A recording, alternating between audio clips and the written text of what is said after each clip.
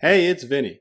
Tesla just reported another stellar report for Q4 and their full year results for 2022, which I will summarize real quick, and then I just want to point out some of the things that I found most interesting in the report, a couple of which had to do with the segments of Tesla that I think tend to fly under the radar: Tesla Energy and Tesla Insurance. Some really exciting stuff going on. So it was a great report all in all.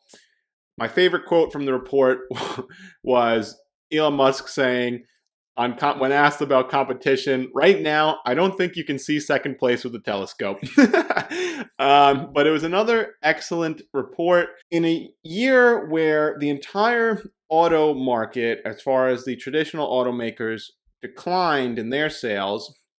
Tesla was able to grow 44%, General Motors grew 3%, and everybody else, their sales shrunk, as evidenced nicely here in this chart by James Stevenson. So I wrote an in-depth Substack article kind of covering all this and more, which I'll link in the description below. You can check that out. But I'm going to just summarize a few of the main points. I'm sure you've already heard, obviously, the top line numbers here. Tesla delivered 1.3 million vehicles for 2022. They did it with 17% operating margins, the highest among any automaker. They brought in $12.5 billion in net income and $7.5 billion in free cash flow, all for the year here. Tesla is really turning into a free cash flow producing machine. They did all this in 2022, an extremely challenging year full of crazy black swan events, still dealing with some lingering issues, supply chain issues, and inflation, obviously, in part due to COVID, in part due to global major conflicts. Lots of bad things were happening in 2022, and the fact that Tesla was still able to grow 44%, pretty good sign to me. Pretty good. So Tesla recently had these price cuts, and thus far in January, year to date, they have their strongest order flow in the company's history. So there were a lot of questions about demand. Is demand waning? Is there a lack of demand? And that does not seem to be the case. If there was, these price cuts have really helped to reinvigorate the demand. And they've actually already started raising some prices in response. So the Model Y is already seeing some price increases. So it just makes me wonder, what's going to happen if we do enter a prolonged recession here, when other automakers are forced to cut their prices on their already low to no profit vehicles, and Tesla now is able to start raising them. What's that going to look like in 2023 if it were to come to, a bad recession? All these other companies were already shrinking. Their sales were shrinking, like we saw in that chart.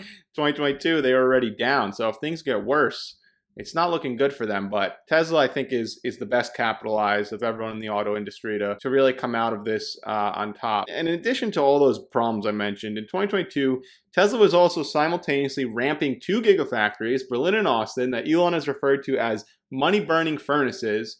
They were dealing with massive inflation, increased commodity costs, led by a spike in the cost of lithium, as well as trying to ramp up their 4680 battery cell production line. But all that should improve and start to help margins as all these things start to reach a better economy of scale. Inevitably, that's going to lead to higher efficiencies and higher margins. Now, while today they're small in regard to the bottom line, obviously Tesla's making the majority of their money from cars, but these two segments are growing very fast. So the Tesla Energy Storage segment delivered record growth in Q4. It had its strongest year across all metrics, with steady improvement in both retail and commercial storage. So there's clearly a demand for it on both the retail and commercial front, which is huge. The energy business is actually growing faster than the auto business. Meanwhile, Tesla Insurance is currently at a $300 million annual premium run rate. It's growing 20% a quarter, not a year, a quarter, faster than the vehicle business is growing. Now, in the states where Tesla Insurance is available, 17% of customers are opting in, and that number is continuing to rise. But interestingly enough, most customers that are opting in for Tesla Insurance tend to opt in when they take delivery of the new car and they're setting up insurance for the first time, as opposed to switching from an insurance they already have. So those that already have insurance are tending to stay with their insurance company. Those that are setting it up for the first time are tending to go with Tesla, which is worth noting. I think it shows that the insurance market is probably a sticky one, and this could work in Tesla's favor in the long run, again, as they get more people on board with Tesla Insurance, as it rolls out to more states, as they're able to continue offering a competitive, cheaper rate than others, people are going to lock in with Tesla for the long term, and they could really start making some serious recurring consistent revenue from that. So I think Tesla insurance is highly slept on, and it's going to be huge in the long run. And interestingly enough, there's a lot of parallels here of Tesla to Amazon. I couldn't help thinking the priority originally with Tesla insurance was to make the cars more affordable. That's why they did it. That's why Tesla launched their own insurance, because the quotes that they were getting for a Tesla vehicle from third parties were high. And, it was obviously that has a negative impact on if you're trying to sell your cars and people are paying crazy high insurance premiums, it makes them less affordable. So by doing their own insurance, this has actually had an amplified effect in which Tesla's actually forced other insurance companies now to lower their premiums in order to remain competitive. So this is great for the consumer. And on the innovation front, Tesla is even adjusting the design of the car and software to minimize repair costs. So some examples they gave were that they're making small changes in the design of the bumper and improving logistics for spare parts. And by doing these things, the cost of repair for if there is an accident involving a Tesla, the repair costs are tremendously reduced. So Tesla insurance is reducing the cost of ownership. It's also increasing customer happiness. So this is probably nothing, but I couldn't help think that these are the types of incentives that continue to make Amazon so successful. So there was so much more covered in this quarterly report. I mean, I could go on for an hour here. I'll try and keep it quick. And again, you guys could read a deeper report on my Substack. I'll link in the description below. They talked about the product roadmap. We should be getting the Cybertruck launched this year, although don't hold your breath on that one. With volume production coming in 2024, definitely take that with a grain of salt. But what I can guarantee to you is that when the Cybertruck launches, when it comes to market, it is going to be Tesla's greatest product yet. I can't wait to see these things on the roads. They're going to be amazing. A couple other interesting things. We've got the IRA tax credits coming into play here in 2023. And Tesla's estimating about $150 to $200 million of revenue from the credits quarterly. So we're talking $800 million a year from those IRA tax credits, probably an additional revenue of $1 billion in 2023. That'll also help the demand. If there does become a demand issue, this is going to incentivize consumers to buy Tesla vehicles, which I've talked about in the past. If you take into consideration the fuel savings on a Tesla and now this $7,500 tax credit, the cost of a Tesla Model 3 is starting pretty close to a Toyota Camry, okay? And when you factor in all the savings, it ends up being significantly cheaper. I actually recently did a Twitter poll. Very interesting results. You can check that out over on my Twitter at WithVinny1, where I asked people, and about 1,000 people responded, is your electric vehicle, is your Tesla more convenient or less convenient than a gas car? And the replies were overwhelmingly more convenient. I think about 70% of people said more convenient. And the reasons, I got hundreds of replies of like all these things that I wouldn't have even thought of. People were actually saying, for the most part, they prefer driving the Tesla for road trips. I always just kind of assumed it's going to be an inconvenience on a road trip because of the long charging times. But they were saying because when you factor in things like full self-driving and how it just makes driving less exhausting, they were finding that on these long road trips, when they got to their destination, they didn't feel like super exhausted like they would have if they had to really, be completely laser focused on the road the entire time. I mean, it is exhausting to drive long distances, especially when you're in traffic and you're just dealing with miserable stuff and miserable drivers. But really interesting stuff in the replies there. Maybe it probably warrants its own video. Maybe I'll do that. So figure about $1 billion of extra revenue coming in 2023 from these IRA incentives that are also there to incentivize companies to move their manufacturing back to the US of A, baby, USA.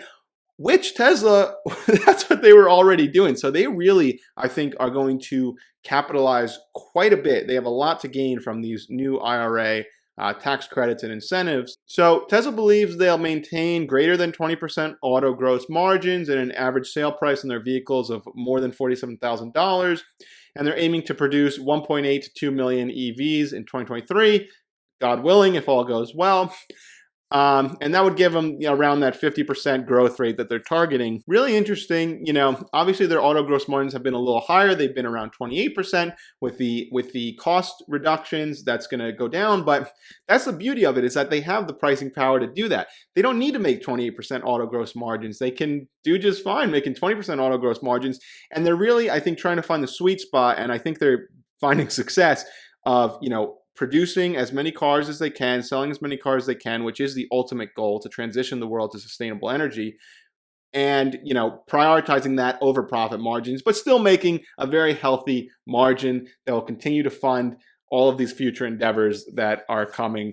And when you tack on things like full self-driving, which essentially is 100% profit margin, and the take rate on that is only increasing as it gets better, as it's word of mouth is spreading, people are starting to catch on to how great and useful this really is. The fact that, let's say the ASP, average sale price, is $47,000. If even 10-20% of people opt in for that $15,000 full self-driving package and all the other software upgrades, by the way, you can get for the car, that brings it up to $62,000. If the take rate for all the cars they sell, or if people who already own the cars who decide to take the jump into full self-driving, that starts to add up to quite a bit for the bottom line. And that will also help offset these price decreases. But I don't think there's any issue as far as their margins. They're still industry leading, so there's nothing really wrong there. So there was lots more to it, and again, you can read all about that stuff on my Substack. I'll link that below. I want to leave you guys with 4 quotes from this earnings call that I think tell you everything you need to know about Tesla. Very exciting stuff, all from Elon Musk. Quote 1: Tesla has the most exciting product roadmap of any company on earth by a long shot. I agree. I can't think of any company who's doing more exciting things than Tesla right now. We have more great ideas than we know what to do with. That's a great problem to have.